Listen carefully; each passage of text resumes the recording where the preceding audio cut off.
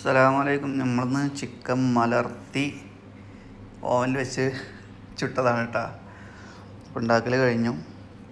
ഇങ്ങനെ ഡെക്കറേഷനാണ് പരിപാടി.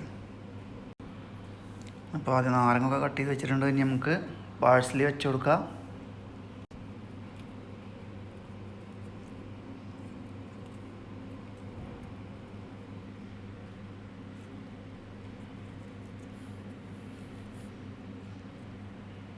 അപ്പോൾ നമ്മൾ നാരങ്ങ വെച്ച് പാഴ്സലി വെച്ച് മല്ലിച്ചപ്പിൻ്റെ പോലത്തെ വേറൊരു ഇലയാണ് കേട്ടോ. മണമൊന്നും ഉണ്ടാവില്ല ഈ സാധനം. നല്ലതാണ് ഈ ഇല കഴിക്കുന്നത്. പിന്നെ നമ്മൾ ബദാം റോസ്റ്റ് ചെയ്തത്, ഉള്ളി പൊരിച്ചത്, മുന്തിരി പൊരിച്ചത് ഒക്കെ ഇട്ട് കൊടുത്തിട്ടുണ്ട്. അപ്പോൾ ഇതാണ് ഇന്നത്തെ ചിക്കൻ മലർത്തി ഓവനിൽ ഉണ്ടാക്കിയത് കേട്ടോ.